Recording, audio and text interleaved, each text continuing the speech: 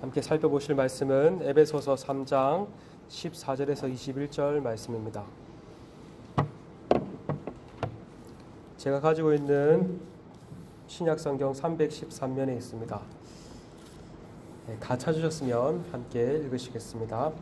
이러므로 내가 하늘과 땅에 있는 각 족속에게 이름을 주신 아버지 앞에 무릎을 꿇고 비노니 그의 영광의 풍성함을 따라 그의 성령으로 말미암아 너희 속사람을 능력으로 강건하게 하시오며 믿음으로 말미암아 그리스도께서 너희 마음에 계시게 하시었고 너희가 사랑 가운데서 뿌리가 박히고 터가 굳어져서 능히 모든 성도와 함께 지식에 넘치는 그리스도의 사랑을 알고 그 너비와 길이와 높이와 깊이가 어떠함을 깨달아 하나님의 모든 충만하신 것으로 너에게 충만하게 하시기를 구하노라. 우리 가운데서 역사하시는 능력대로 우리가 구하거나 생각하는 모든 것에 더 넘치도록 능히 하실 이에게 교회 안에서와 그리스도 예수 안에서 영광이 대대로 영원무궁하기를 원하노라. 아멘. 오늘 본문은 에베소 성도를 향한 바울의 두 번째 기도입니다. 앞서 1장에서 에베소 교회를 향한 바울의 기도가 나왔습니다. 바울은 하나님 아버지께서 지혜와 계시의 영, 곧 성령님을 그들 가운데 보내어 주사 그들이 더욱더 하나님을 알게 되기를 간구하였습니다. 그런데 오늘 본문 3장에서 바울의 기도가 다시 나옵니다. 학자들은 3장 1절을 바울의 두 번째 기도의 시작으로 보고 있습니다. 우리말 성경에는 이러므로 그리스도의 일로 너희 이방인을 위하여 갇힌 자 된 나 바울은 말하거니와 라고 번역되어 있지만 원문에는 말하거니와 라는 말은 없습니다. 직역하면 이러므로 그리스도 예수의 일로 너희 이방인을 위하여 갇힌 자 된 나 바울은 이라고 할 수 있습니다. 그런데 기도가 나오지 않고 여담이 나옵니다. 그것이 어제 본문 3장 2절에서 13절입니다. 어제 본문에서 바울은 하나님께서 자신을 그리스도의 비밀, 곧 유대인뿐만 아니라 이방인들도 그리스도로 말미암아 구원을 얻는다는 소식을 전하는 사도로 부르셨다는 것을 고백하였습니다. 그런데 다시 오늘 본문 14절에서 기도로 돌아오면서 1절과 같이 이러므로 라는 말로 1절과 14절을 연결시키고 있습니다. 여담에서 바울은 자신이 하나님의 은혜로 그리스도의 비밀을 전하는 자로 부름받았음을 말하였습니다. 이제 그 비밀이 에베소 성도들 가운데 충만하게 역사하기를 기도하고 있습니다. 오늘 본문에 나타난 바울의 기도를 보면 단순히 간구만 나와 있지 않습니다. 기도의 대상이신 하나님을 향한 묘사와 부름으로 시작하여 에베소 성도들을 향한 간구와 하나님을 찬양하는 성령으로 마치고 있음을 알 수 있습니다. 14절에서 15절이 기도의 대상이신 하나님을 향한 묘사와 부름이고 16에서 19절이 에베소 성도를 향한 간구이고 20에서 21절이 하나님을 향한 성령으로 마칩니다. 이러한 바울의 기도는 예수님께서 가르쳐 주신 주기도문과도 맥을 같이 하고 있음을 알 수 있습니다.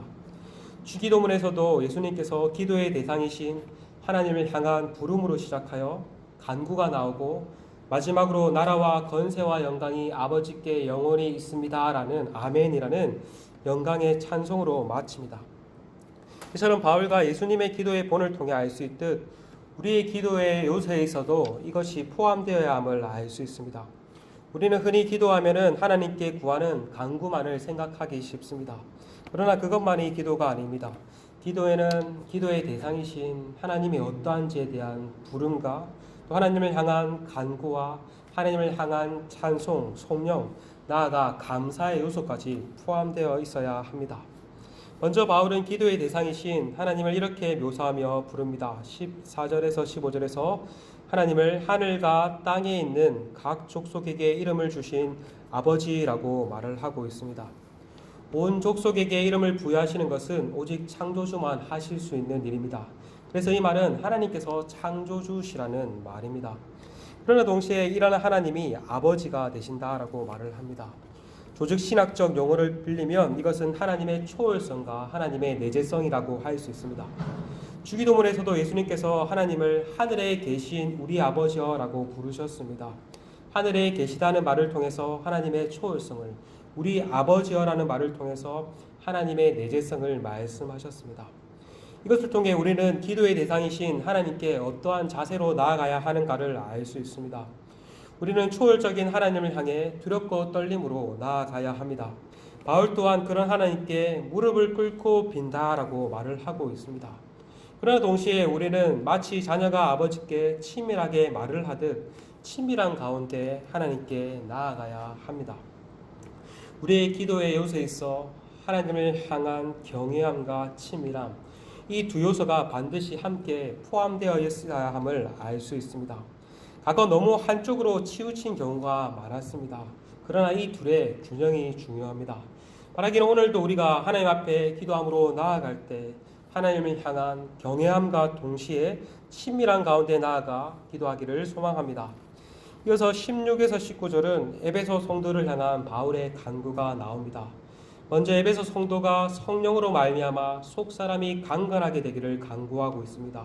16절에 그의 영광의 풍성함을 따라 그의 성령으로 말미암아 너희 속사람을 능력으로 강건하게 하시오며. 1장에서 바울은 에베소 성도를 향해 기도할 때 하나님께서 성령을 통해 그들의 마음의 눈이 밝아져 하나님을 더욱 알게 되기를 간구하였습니다. 근데 3장에서는 하나님께서 성령을 통해 그들의 속사람, 즉 그들의 마음속이 강건하게 되기를 간구하고 있습니다. 여기서 속사람이 강건하다라는 말은 다른 말로 말하면 성령 충만하다라고도 할 수 있습니다. 오늘날 우리는 그 어느 때보다도 보이는 것에 치중하는 시대를 살아가고 있습니다. 너도 나도 눈에 보이는 외모를 가꾸고 단장하기 위해 많은 물질과 에너지를 쏟고 사용합니다. 이에 반해 정작 내면을 가꾸는 일에는 많이 소홀하고 있는 것 같습니다. 영적으로 성장하고 성숙하는 것에는 관심이 덜한 것 같습니다. 물론 외면을 잘 가꾸는 것 중요합니다. 그러나 내면을 더 잘 가꾸어야 합니다.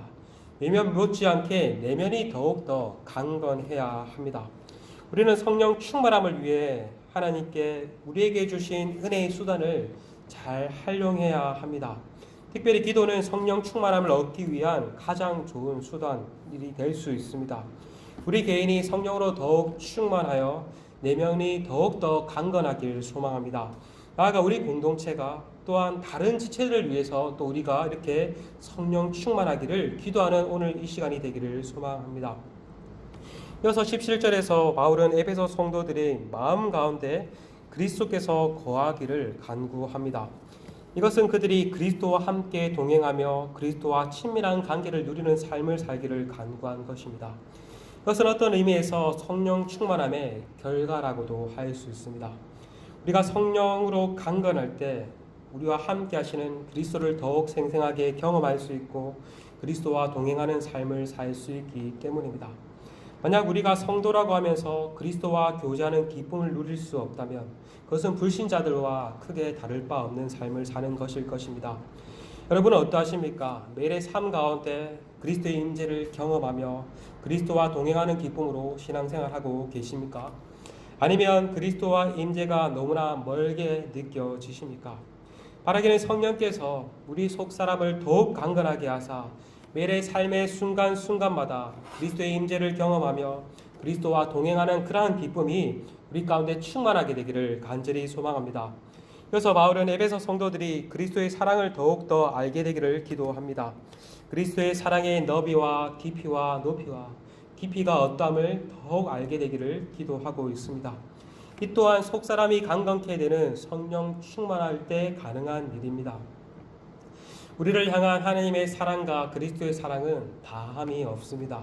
찬송가 가사에서처럼 하늘을 두루마리 삼고 바다를 먹물 삼아도 그 크신 하나님과 그리스도의 사랑을 다 기록할 수가 없습니다. 우리 성도들의 평생에 과제가 있다면 우리를 향한 하나님과 그리스도의 사랑이 어떠한지 알아가는 일일 것입니다. 그럴 때 우리는 마땅히 하나님을 사랑할 수 있으며 마땅히 이웃을 사랑할 수 있습니다. 그렇지 않고서는 어느 누구도 사랑할 수가 없습니다. 특별히 바울은 그리스도의 사랑을 알아가는 것은 혼자가 아니라 모든 성도와 함께 그렇게 되기를 간구하고 있습니다. 이것은 개인 혼자서 하나님의 사랑을 충분히 알 수 없고 공동체 안에 있을 때 충분히 하나님의 사랑을 알 수 있다는 말이 될 것입니다. 공동체 안에서 그리스도께서 베푸신 하나님의 사랑을 함께 알아가고 또 그리스도의 사랑을 함께 간증하고 그리스도의 사랑을 실천할 때 그 일이 가능하다는 말입니다. 우리 또한 우리 공동체 또한 하나님과 그리스도의 사랑을 알아가는데 더욱더 힘쓰며 그리스도의 사랑이 우리 가운데 더욱더 충만하게 되기를 간절히 소망합니다. 끝으로 바울은 하나님께서 모든 충만함으로 에베소 성도들을 충만하게 하시기를 간구하며 하나님을 향한 찬송으로 마칩니다. 19절 하반절에서 21절 하나님의 모든 충만하신 것으로 너희에게 충만하게 하시기를 구하노라. 우리 가운데 역사하시는 능력대로 우리가 구하거나 생각하는 모든 것에 더 넘치도록 능히 하실 이에게 교회 안에서와 그리스도 예수 안에서 영광이 대대로 영원 무궁하기를 원하노라. 아멘. 바울은 에베소 성도들을 위한 자신의 간구에 더욱 넘치도록 하나님께서 역사하실 것을 기대하며 하나님을 찬송하고 있습니다. 그것을 생각할 때 하나님을 찬양하지 않을 수 없었던 것입니다. 에베소 성도들을 향한 기도는 마침내 찬송으로 맞춰짐을 알 수 있습니다. 바라기는 오늘 이 새벽에 우리의 기도 가운데도 이러한 하나님을 향한 간구와 더불어 그러한 하나님을 향한 간구에 더욱 넘치도록 역사하실 이 하나님으로 인해서 감사하며 찬양하는 그러한 은혜가 있기를 간절히 소망합니다. 시간 함께 말씀을 붙잡고 기도하며 나갔으면 좋겠습니다. 오늘 바울이 에베소 성도들을 향해 기도하였듯이 성령의 능력으로 우리 속사람이 더욱더 강건하게 되는 그러한 은혜가 있기를 기도합시다. 또한 그리하여 그리스도의 임재를 경험하며 그리스도와 동행하는 삶을 오늘도 살게 하시고 그리스도의 사랑을 더욱더 알아가는 우리 모두가 되길, 우리 공동체가 되기를 이 시간 함께 기도하시며 나아가시겠습니다. 함께 기도하시겠습니다.